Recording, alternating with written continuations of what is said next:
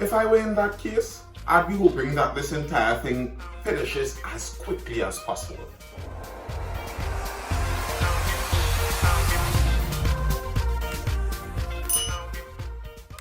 Two questions I got yesterday, or was it the day before, in my inbox regarding vaccinations. And firstly, I am not the vaccine advisor. I'm just someone who discusses topics online. So I wouldn't give you direct advice on what you should or shouldn't do. But I have no problem discussing anything with anyone if they inbox me or have an interest in at least hearing my perspective of view on something. That's what I do generally. I give my perspective on things. So that's that. But one of the reasons, many people ask me, are you vaccinated? Are you going to get vaccinated? And I try to stay away from some of those questions because I understand that sometimes when you're in a position of influence, when people look at you and they think, okay, this person knows what they're saying, they could be influenced into a decision by hearing what your decision is. And I don't necessarily want to directly influence people into decisions in that way. The reason being, I am not your doctor. And I think that if you have a worry about the vaccine, the person you should be consulting is your doctor. That's the person you should be talking to. That's the person who should be allaying your fears, because I cannot really allay whatever fears you truly have. And at the end of it, the decision is really up to you. The final decision about what you're going to do about the vaccine or about whether you're taking it or not is about you and is up to you, as I think it should be. Now,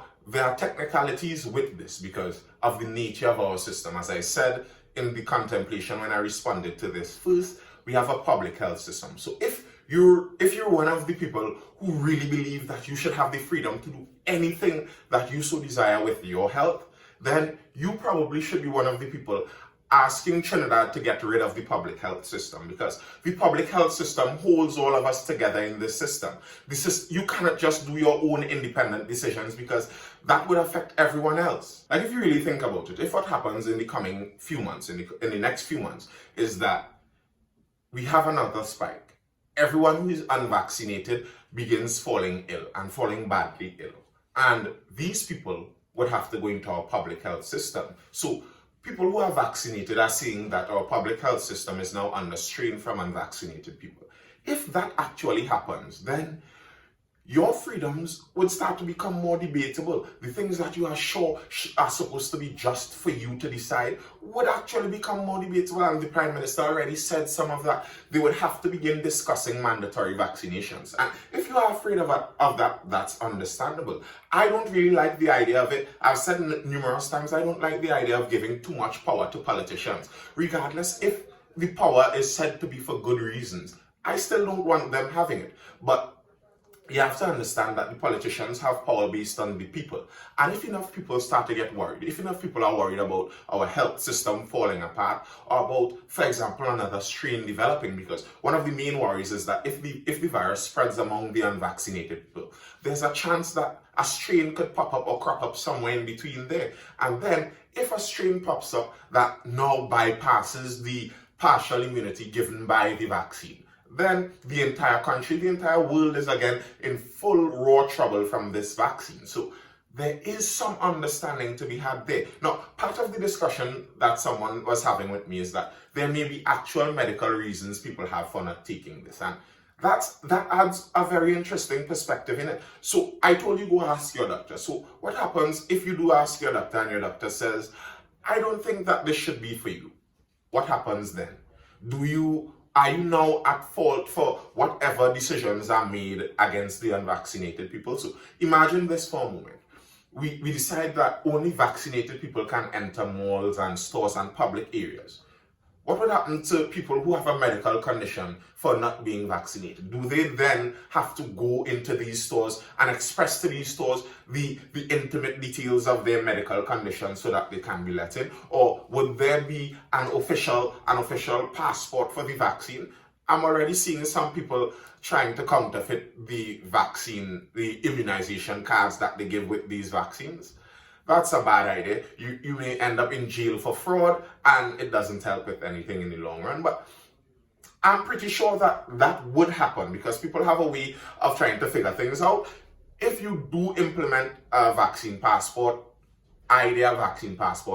policy, people are going to counterfeit, of course. But Are you going to have it that people who have legitimate reasons for abstaining from taking this vaccine, that they can go and apply for their vaccination passport and they get a unique vaccination passport with a stamp that says they aren't vaccinated but they have a good reason for not being so? You're understanding the contorted society you are building then, the layers of society you are building. There will be people that, because of how they are born, they will be discriminated against in society. And I think for the last 50 years, a lot of the Western, more developed societies have been bending over backwards trying to decrease the amount of discrimination in our society.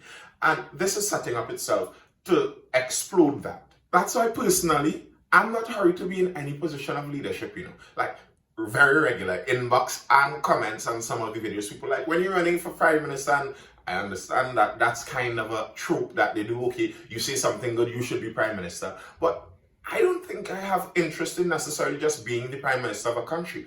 There are decisions to be made that sometimes don't have a good outcome or don't have a good alternative decision to be made. If you're in the position of Prime Minister, what do you do then? Do you implement this vaccine passport? Or do you say, like, for example, like Sweden, we run a more Sweden-like ship where we allow everyone to make their free decisions? But what happens if the spike does come back? You are going to be blamed for that. Okay, the people who are free to make their decisions may be very happy with you. But there are a lot of people who are already vaccinated and are paranoid about the virus. So if something happens where you cause, because of your decision to allow some freedom, as the leader, I'm speaking if you were the leader of the country here, and you allowed a certain level of freedom in the country, and because of that, or possibly not because of that, regardless of that, a strain pops up.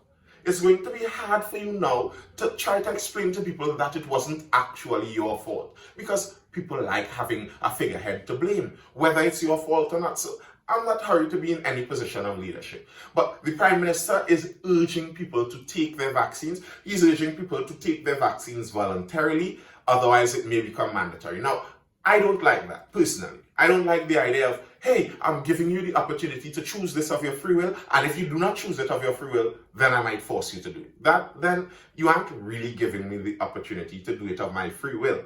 You're giving me some time before you force me to do it. So, okay, you could say that, but it's not really free will. I'm not saying that I totally don't understand why he's saying that. He's saying the obvious. Some people are making it seem like he's saying they are going to implement the mandatory vaccines. But he's saying basically what I said just in his own. I don't find the Prime Minister as a particularly couched way of expressing himself. But he is saying that if the virus does balloon, if we do have more spikes, the government are going to be forced to make a decision. And that is the fact of the matter. That is reality. That's what I was trying to explain by that. It's reality. Regardless of whether you think that this decision should be made or it shouldn't be made, if a spike pops up in the country, the government is going to be pressured to make a decision. Once you understand that. Now, save your life. Horror over families' COVID deaths. Prime Minister Dr. Keith Rowley yesterday implored the population to get vaccinated, as he expressed horror over 3 generations of a family being wiped out by COVID-19. Speaking at the post-cabinet news conference in Tobago, Rowley further warned that it would be foolish to think that the deadly Delta variant would not come to Trinidad and Tobago, as he emphasized vaccination is the best defense. Now, that's an interesting thing, because over in the US, they are seeing some spread of the Delta variant, even among vaccinated people now. If that begins to happen more and more, that would make for some scary things. And I'm watching over in the US. This is how global politics affects everything else. Over in the US, the Biden administration over in the US have a much more open border policy with their immigration. And I was reading about the amount of people entering the US border, hundreds of thousands in weeks. And the virus positive rate down at the border with the immigrants has raised 900% or something to that effect. Now, that is not sustainable. Over here in Trinidad, we know what happened when our borders became too porous during the height of this pandemic. Their borders aren't porous. Their borders seem to be widely open. And that is going to increase the spread that is happening out there. And then with our borders now being reopened and the majority of our passengers coming from the US, What is going to happen when they have basically a kind of petri dish style going down at their borders, and then we are allowing people inside our borders from there? I'm seeing some potential chaos on the horizon, but TNT recorded an additional 15 COVID-19 deaths and 258 new cases of COVID infection yesterday. Rowley noted the Express exclusive report of 3 members of a Kunupie family dying from the COVID-19 virus. 70-year-old mother, her daughter 53-year-old, and her granddaughter 40 years old. All within 25 days. They were all unvaccinated. Now, that daughter had her granddaughter at a very young age. That's something that I cannot help do when I read family ages online and in articles. I always look at the age of parent and the difference, and sometimes you see some. One of the problems I always had, to just sidetrack for a bit, I'm confused when I read an article and you see a mother at 16 and the father is 25. Why aren't these men in jail? I have actually read articles where they write down the age of the woman and the age is underage, and the man is a big grown man, and it's just part of the news. I thought that article, that news, is supposed to have a footnote. The man was later arrested. But anyway, back to COVID and the vaccines. I also mentioned in my contemplation the fact that a lot of people act like it's only uneducated or crazy conspiracy style people who have hesitations about the vaccine, and that isn't true. A lot of people I know, in fact some of the most vaccine hesitant people I know are people with bachelor degrees and university educated. The Prime Minister was speaking about his disappointment in the teachers. There are so many unvaccinated teachers. As the government pushes to acquire more COVID-19 vaccines and aims to vaccinate 600,000 people by the end of September, Prime Minister Dr. Keith Rowley says they are now concerned the country may well have more vaccines than people willing to take them. And he is particularly concerned about teachers. Now, if I am to understand how our teaching works in Trinidad and Tobago, the majority of all of the teachers would have tertiary education. So these aren't uneducated people. So if there's vaccine hesitancy among the teachers, that already blows out the kind of uneducated, stupid people who don't like the vaccines either.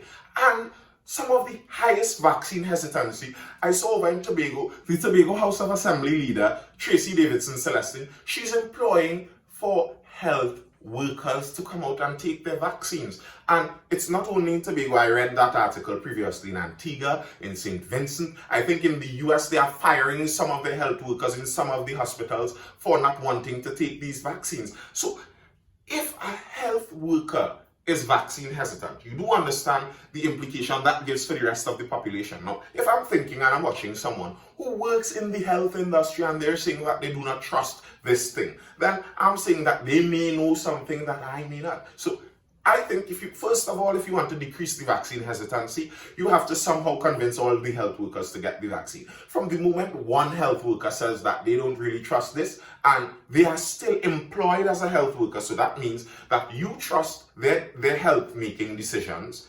So if they are still employed as a health worker and they don't want the vaccine, that is an indictment against the vaccine, unless they have a medical reason for not doing so, of course. But there are consequences to this. Now, I'm not saying necessarily that all the consequences of the deaths that we see by COVID are a result of not being vaccinated, but let's say that the onus is on you now to disprove the fact that we are now seeing the vast majority of, I believe, all the deaths that we are seeing right now among the unvaccinated population. So if you think that isn't true, well, it's up to you to prove that. If you think that it isn't true, somehow prove that to me. Send me an inbox. I will discuss it with you. Inbox me over on Facebook or Instagram and tell me why you think that isn't true. But because if that is true, then the argument for the vaccine is there, that it decreases the chance of you getting badly ill. And COVID is killing people. The sad story about the family, the grandmother, the daughter, well, the lady, her daughter, and her granddaughter, who all died. A pundit was explaining about this, and one of the difficulties with this, the family was a Hindu family, and one of the difficulties is that the funeral for the Hindu religion is a much more extended occasion. They have, I believe, 13 days and 3 different ceremony style things they have to do, and each one costs money. And the pundit was lamenting how, for example, in that family where they lost 3 people in a short period of time, that's 3 funerals. And the cost for a funeral, first of all, the bodies are backlogged in the funeral home. So you have to pay the funeral home to store the body. And that isn't cheap. And then you have to pay for an indoor cremation, the pundit was saying, which is another expense, sometimes $7,000. So the full cost of this funeral expense could extend way over $10,000. And imagine that now during a pandemic when a lot of lower income families are already struggling, not having worked sometimes in months, and now you have this expense. And bear in mind, it's not like you saying, okay, well, they can just do something else. A religion is what they believe. If they really believe that in order for my family member to have a better life after they die, I need to do these different things. To tell some people now that, oh, don't bother with it, it's an emergency. I'm not for that. I understand the plight that they have. But what are you going to do about it? How are we really going to solve this? If you think that we shouldn't take the vaccines, if you think that we shouldn't force people to take the vaccines, what are we going to do about this because people are dying? What is your solution if not vaccines? Drop a comment and tell me. Don't forget to click like on this video if you haven't done that yet. And I will see you tomorrow for the next video. Feel the music, rising with the time.